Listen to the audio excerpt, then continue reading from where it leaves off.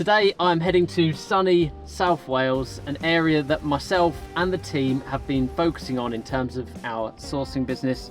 But the question is, why are we focusing on South Wales and what is the opportunity in South Wales? So in this video, we're going to look at some projects, we're going to look at the numbers of the projects, and we're going to look at the pros and cons to South Wales. When life shows an open door, come on, step through. I suppose now you can say we're in Wales, eh? 100%. You heard me, he's running away. You sure this is a hotel where you're taking me right now? Yeah, I mean, I hope so. Hello, mate. I've given you the full Welsh experience. Welcome to Wales, eh? Welcome to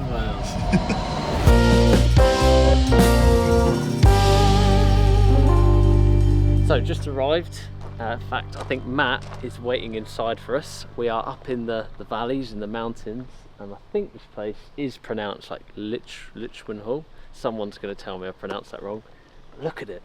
It's not a travel lodge for once. We've treated ourselves to something a bit nicer. But yeah, here to meet Matt, just catch up with him, have a drink, have some food before we have a fun, busy, packed day tomorrow, checking in on refurbs and meeting clients. So off we go.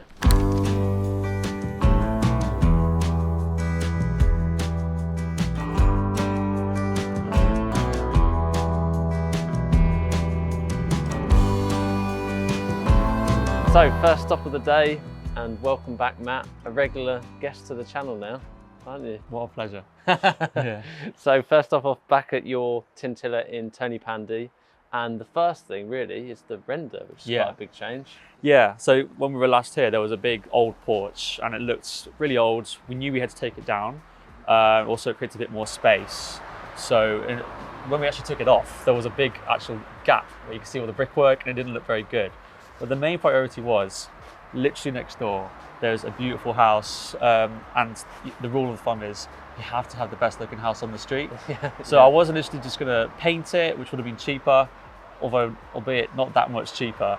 So I actually got a text from a different builder saying, Matt, I've actually got a free couple of weeks out of nowhere from a cancellation.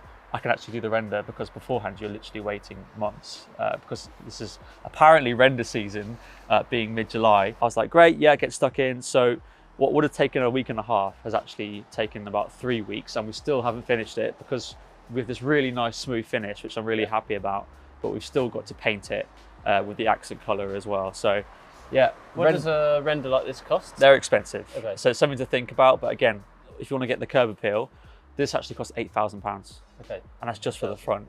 And that's not including the painting of it? That's including the painting. Oh, it is including yeah, the so painting. that's including everything from scaffolding to the labour, to the materials, to the paintwork. So they are expensive. But another nice little perk about it as well is that when we actually bought this property, it did have a bit of damp, and this render does give some added damp protection as well. So don't get me wrong, this is mostly for curb appeal, but it does have its bonuses. Long-term effects as well. Efficiency would be a good thing. Exactly. When people drive past this house, it's going to be the best looking house right next to this other good looking house, just not quite as good. Cool, well I'm excited to see the other changes, so let's head on in. So we filmed at this house before with Matt, and if you want to watch that video you can click here. But if you haven't seen that video, here is the house in 60 seconds. Follow me around. So on the ground floor, this is going to be a lovely sitting room for the people that are going to be living at this property. This is going to be 1 bedroom on the ground floor, earning Matt £350 per month. This here, hopefully goes without saying, is the kitchen, which of course would be great for the people living here, and you've got a utility and toilet at the back there. Now, whilst we head upstairs, a bit of history on this house. This was previously owned by an undertaker who supposedly stored the bodies out the back and of course prepped them prior to the funeral. Upstairs, a lovely, what will be, Victorian style bathroom. The main and brightest bedroom, which will earn Matt about £350 per month. Bit of a theme here. Another bedroom, which will earn Matt £350. And then the 4th and final bedroom, which, you guessed it, will earn Matt £350. And Matt is renting this out to a social housing provider over 6 years on a fixed term. Next main update is the kitchen then. Yep, so as you can see, it's pretty much done. Obviously it needs a tidy up, a paint and on the flooring. Yeah. But apart from that, yeah, we've got all the kitchen and the splashback tiles, and I'm really happy with how it looks. I actually did go for a slightly more premium kitchen than your standard finish. So generally you could get a kitchen now for about 3,500, 3,750 maybe, that's from Howdens. But I decided to go, because of the house and everything, I decided to go slightly more premium, which has pros and cons again, because is it really going to affect the value? I decided to go yes, because again, I'm comparing kitchens from other houses. So I actually spent 4,750 on this kitchen. Okay, yeah. And then again, another 750 for installation.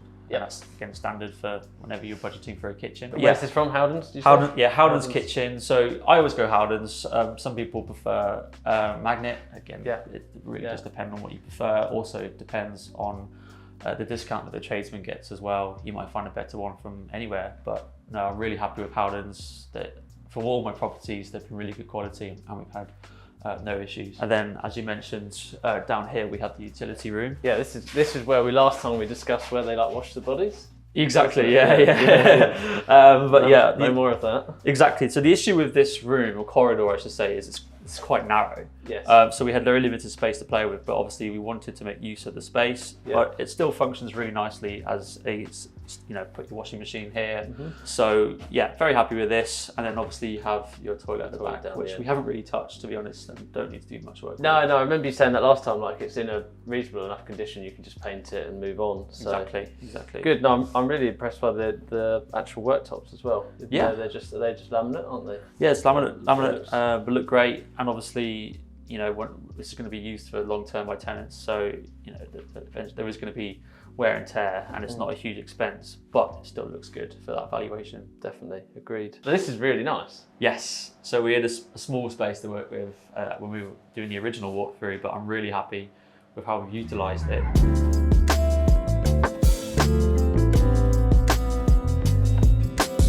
Normally I put baths in, but because this is social housing, it's a HMO, you don't really want to encourage long stays. Yes. So put a really nice shower into the corner, which I love, looks great. Again, keeping on theme with the white tiles and grey grout, with the Victorian, etc. And also these are the cheapest tiles. But my favourite thing is the tiling. Just looks so good. You had a vision for this, and you said, I want that kind of Victorian theme, and I want it to look like really iconic for the house. Yeah. I think you've pulled that off with this. Oh, 100%. And obviously, this being a wet room with a shower, you don't really, vinyl can work, but ideally having tiles in there just helps keep water control.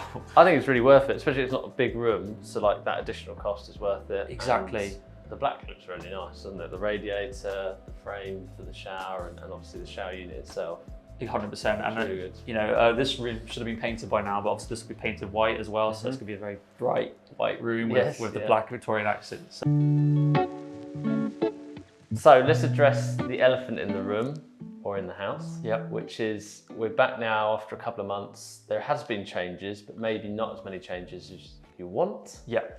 Why is that? Could you explain, just for everyone watching? Yeah, and I think this is a real inside look of property investing and the realities of it, which it always takes longer than you think. And in this particular case, significantly longer, which has been frustrating, but there are always reasons. And in this case, working with the builder has been different compared to previous projects where he's literally done it full back to brick in 3 months, no sweat, which is what we expect. For this project, the builder unfortunately had to go to hospital for a month, just for health reasons. He'd overworked, and I put him out the game, and that delays everything, because obviously all of his other projects, it's playing catch up. And that can have a significant impact on everyone and his cash flow. He also had some good news, which he also just had a child, which obviously again puts him out, and that's an understandable, or both reasons are understandable, but again, those two at the same time really did delay things. And whilst it's really frustrating, sometimes you wonder, should you change builders? Which not really, because it's very difficult to do that midway a project. Always make sure that your payments are in line with what work has been done as well. But it has been a slog. There's no denying that, there's no disputing that. But we're getting there. As you can see, this room's painted. So when you can smell the paint, you're very close to finishing. But like I said, we've just got to do the painting, the last bits of carpentry and the flooring, and we're pretty much there. yes, it's taken longer. The point is we're getting there and this is a long-term investment. I think the reality is if he had done a bad job, you would change builder, but he hasn't done a bad job. It's just he's had those things come up, and in a way, because he's done great projects for you in the past, you don't want to then chop and change away from him. You want to kind of give him the benefit of, you know, you have been in hospital, you have had a child, etc. So completely understand why you've continued on the same path. I think, like you said, it just shows like realities of property investing. Sometimes, like most projects go to plan, they're 3 months, but some will drag out longer than you want.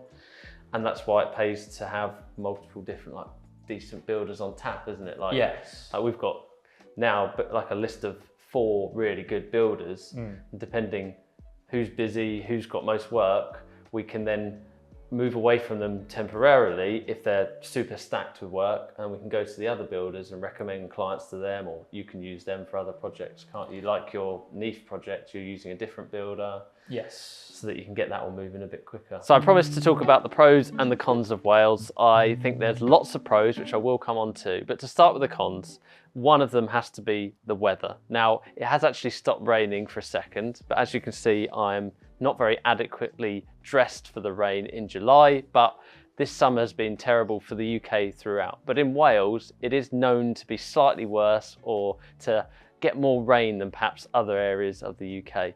So here we are, the middle of July, when it's meant to be summer, and actually it's dull, it's grey, it's been raining, and well, look, Matt's even wearing a raincoat.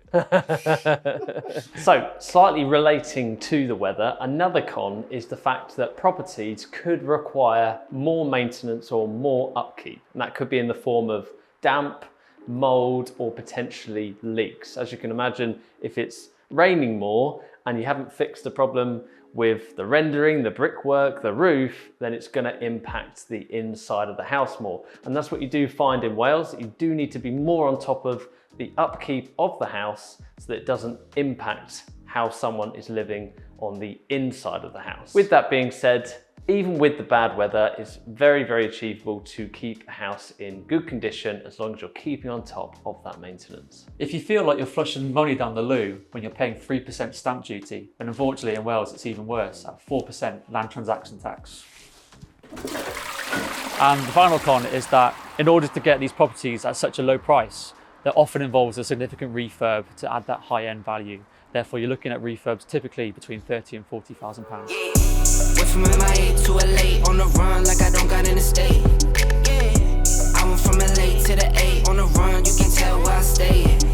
So just wrapped up with Amy, which that is a fantastic investment property, by the way. Really pleased for her and glad that we got the chance to see it before she rents it out and refinances it. Now the sun's out, so what a day this is turning into.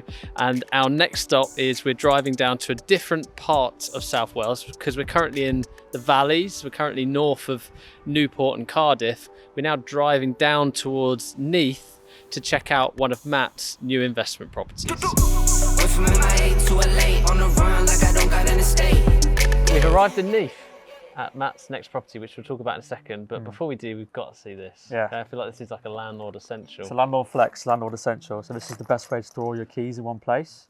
Really well organised, everything labels. But the most important thing, always have a GPS tag on, because you lose these keys when you're in trouble. I think it's a great shout though. Like, it is actually a flex, isn't it? It is. Yeah. Forget a Lambo. You want like one of these. One of these, keys. Way more valuable. And it's apparently, well, it's waterproof and fireproof if you ever put them through the elements. But I don't know. Hopefully you won't need those. Yeah, I don't know how it's fireproof, but there we are. Haven't tested that. Yeah, right. Let's head on in and have a look at the house. So Matt, tell us about the background and the story on this one. Yeah, so this is definitely a very different property to what I'd ordinarily purchase.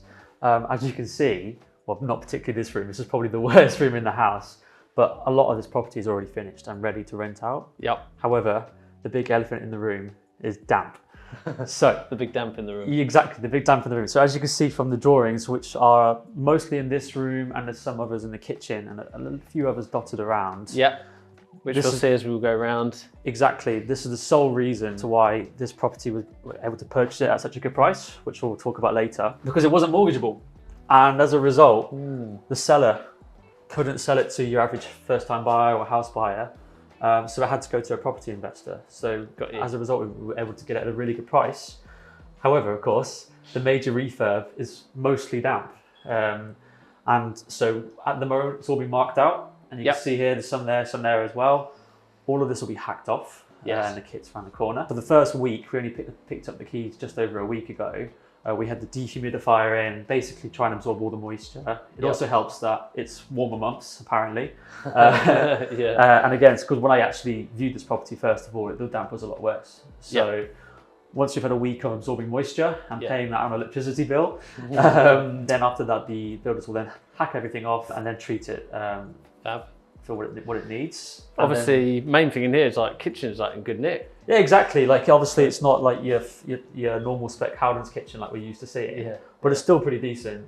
And you know, if it's not necessary to replace it, then why have the expense? This is ready to rent, really, isn't it? Exactly, ready to rent. And you know, if it gets damaged in 5-10 years' time, it's not going to be too bad because obviously I can replace it with a new kitchen and refinance it with a brand new kitchen.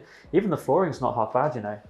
No, it's not. No, like again, like you wouldn't replace this. You just give it a clean, wouldn't you? 100%. So at the back here, this is just sort of like utility because you've got your waste, your obviously water feeds, etc. Exactly, and obviously the builders have just started their preparation for tanking, and a few more areas marked for damp. But yeah, nice little side room for utilities, washing machine, ironing, all that stuff. Brilliant. So the main thing that you're spending money on is damp. Yes. Is there anything else? Yes, there are a couple of other little things that we can tidy up. Again, most of these for two reasons. First of all, for long-term tenancies, so not having to replace them. Yeah. The big one is the boiler.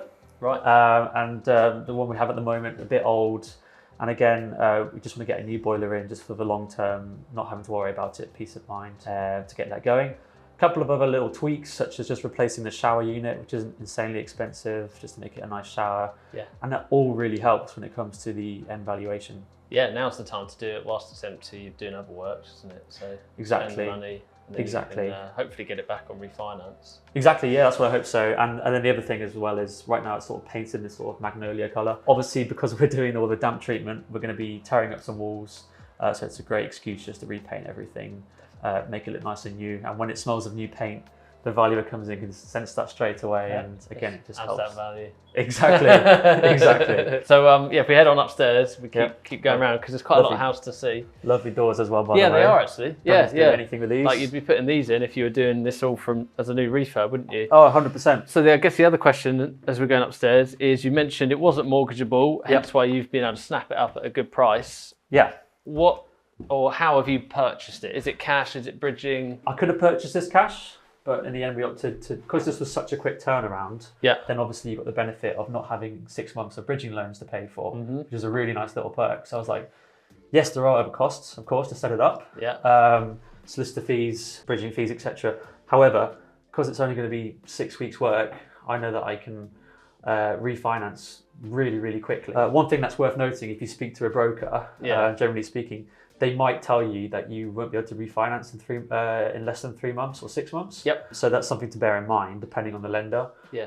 But the good thing is, of course, it doesn't. To an extent, it doesn't matter because we can do the work in 6 weeks, have it rented out week 7. Yeah. And then you've got income coming in straight away. Bridging costs, doesn't 100%. It? Yeah. Also, I hear that one a lot, and I've actually, what have I done? 3 where I've refinanced pre 6 months. Yeah. You just less lenders. Yes. Maybe slightly higher rates. Yes. And you have to justify the works you've done a little bit more, as in provide more receipts, more detail. But exactly, you might choose to wait for the 6 months to get the better valuation. But other than that, you can do it and then go for a longer one at that point. Exactly, because the real priority here is to get in and get out as quickly as possible. Refinance that cash pot, and then we've already got the next project agreed, and obviously that'll be on to the next. Yeah, straight away. Brilliant. Okay, and that's not far from here, actually, is it? Absolutely not. No. So, we're going to look in the bathroom. No, it's fine. Carry on round. We'll include that. Sure. So,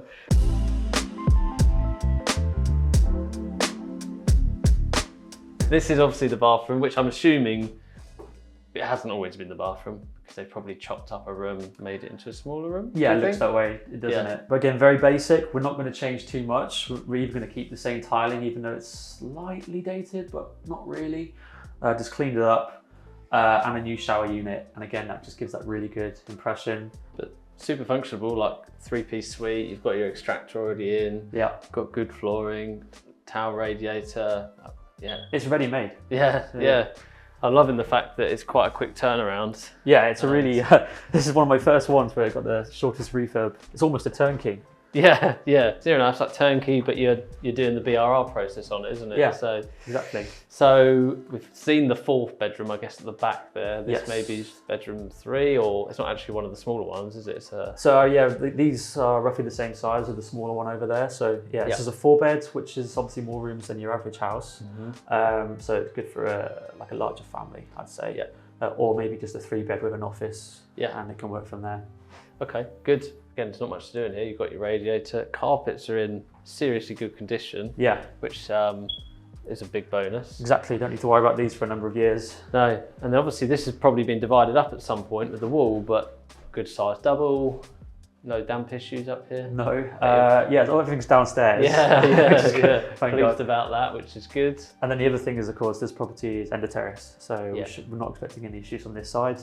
Okay. And if it is, it's more easily treatable. Because you can just get to it, can't you? Exactly. So, and in terms of rent on this one, So the rent what is do you think? actually mental. So when we first picked this up, we were thinking 850, but because this is a 4-bed, because it has a driveway, Yes. and it's going to be newly refurbished. Literally, when I picked up the keys, I've done something I've never done before, which is to get a letting agent in on day one before I've even got the builder in. Yeah. And she was like, "This is almost ready to go," and she said 950. Okay, brilliant. Which is That's mental. an extra 100 to what you thought. Oh, 100%, yes. Potentially. She even suggested putting it on for 975.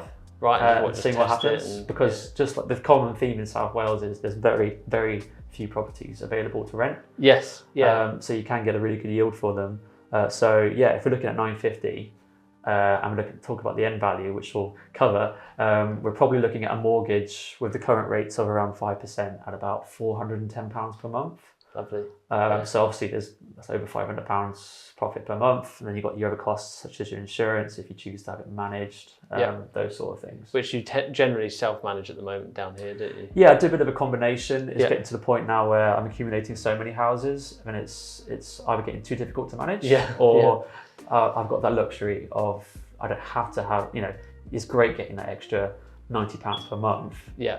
But now I'm at that point where I can choose to have it managed just for that peace of mind. Yeah, your time is becoming more important than the additional £90 a month for potentially a letting agent managing it, isn't it? 100%. And it's only going to get more and more properties. So I've got to make a decision on when I should start letting go and letting someone else manage it. I think you're very close to that, which is awesome to see just how quickly you have grown it. Oh yeah, it snowballs. And that's the thing. Imagine in 5 years or 10 years when you then do a refinance on a load of them. Yeah. This big chunk of change to go and do. Oh, exactly. Yeah, because obviously we've mentioned it loads of times, but I'll always say it again. But if you look at Savills, for example, they're predicting that properties in Wales are going to go up by over 26%. Yep. Which is crazy growth. Yes. So if you can imagine how much you can refinance over 5 years, then you're laughing really.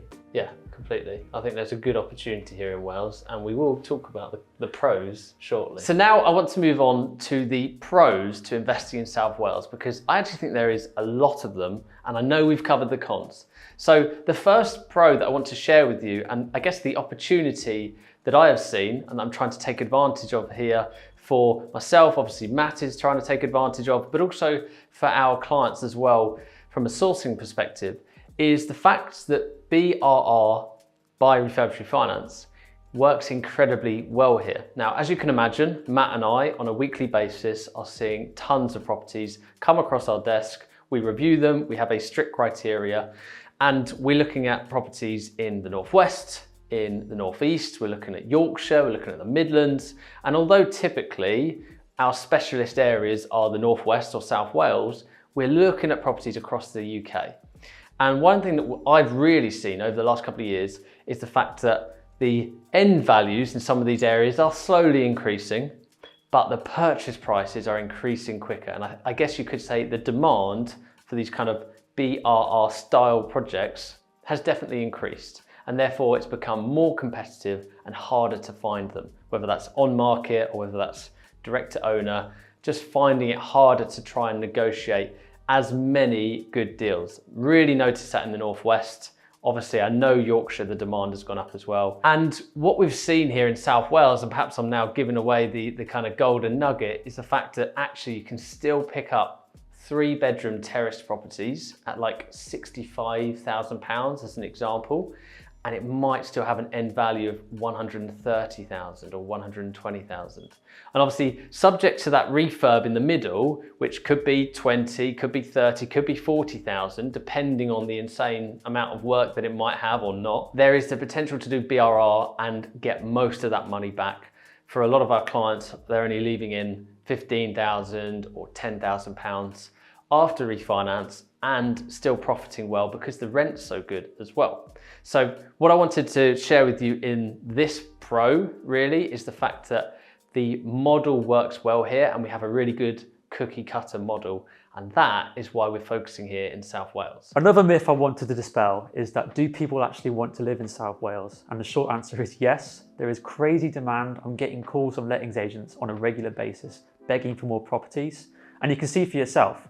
Right now we're in Neath, and if you type in on Rightmove, properties to rent, I've looked right now and literally there are only 8 listings, 4 of which have already got let agreed, and these are only listed in the last week or so. So you know that if you're going to have a property here, you'll have no trouble renting it and can normally get it on the market within half a week to a full week of it being finished and with the lettings agent. Now, I know I said earlier it rains all the time, and contradicting myself, now look at that glorious sun, but there are some clouds out there, so I'm expecting rain any minute, knowing what Wales can be like. But aside from that, a real pro to this area is the fact that we've got some really good trades, some really good builders and contractors that we're now working with.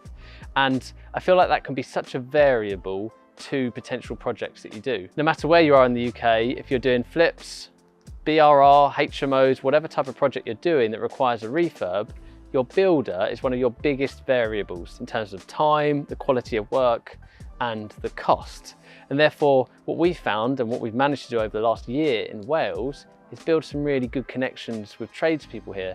And I always find that if an area has multiple good trades that you can turn to, it just makes investing so much easier, because now you can focus on finding good deals, and that you can trust the fact that, right, you can hand over to a good builder that can help you through that process and get you to that refinance and rental stage as quickly as possible. Another big pro of South Wales is the capital appreciation. Everyone's talking about Nottingham or Leeds, but a lot of people are sleeping on South Wales. According to a report from Savills, we're expected to see over 26% growth over the next 5 years. So therefore, you know that in the longer term, you're going to be able to pull out more and more equity and appreciate further and further, pulling out more cash and putting them in more projects as you continue to grow your portfolio. Another nice little perk is that whilst this isn't unique to South Wales and some other councils offer it around the UK, you can actually get stamp duty relief when you're refurbishing a property. Therefore, as well as your refurb, you're not having those annoying expenses when paying for a full refurb that help keep the costs down and pull more of your money out of the property. When life shows an open door. Final stop off, hopefully the final stop off, on our way home, and a little Starbucks top up just to make sure that I stay awake whilst driving, always helpful. But a quick thought from me, or final thought from me, this video has solely obviously been around South Wales and why I think there is a great opportunity here right now. And if I didn't feel like there was, then obviously I wouldn't have made this video. But I wanted to also share my thoughts on other areas, because at the end of the day, yes, I will look to purchase properties here in the future myself, as well as continuing to source for clients in this area. But I also have a lot of my portfolio, or the majority of my portfolio, is in the northwest, and I also now have a few properties in the south, as I've shared in recent videos, and I will absolutely not be stopping to invest in those two areas, because I truly believe that there is also fantastic opportunities in those two areas. So where else do I think in the UK offers a good opportunity right now?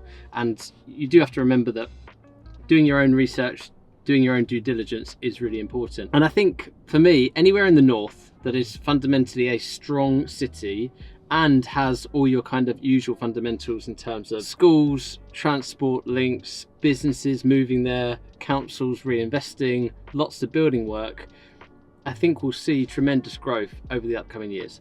So do I think Liverpool and the northwest in general, Liverpool, Manchester, the kind of surrounding areas, I think that will continue to push upwards, and possibly at the highest rate of any of the areas, so I will continue to invest there. I also think the Northeast is kind of emerging as a really up and coming place. I say emerging as in like no one knows about it. Of course, it's a massive area. Lots of people have been investing there for a long time. I think now finally it's starting to see that growth and attention that maybe it hasn't seen like other parts of the UK. I think Yorkshire continues to be an awesome place to invest. Really nice cities, towns, and we'll also see a massive growth as well. So I guess I could continue listing areas in the UK that I think are great, but the reality is what I wanted to do in this video is share how great South Wales is, but I'm not saying that it's better than all the other areas. I just think there's a real opportunity right now, and a lot of people miss it because they worry that it's too remote, or maybe there's not enough demand there when it comes to selling something if you want to do a flip, or renting something if you want to do a BRR, which is absolutely not the case from what we've seen from the clients we've worked with, from Matt's own properties. So hopefully that's come across in this video. Hopefully you've enjoyed it, learned something, and as always, I appreciate you watching, and I'll see you in a future video.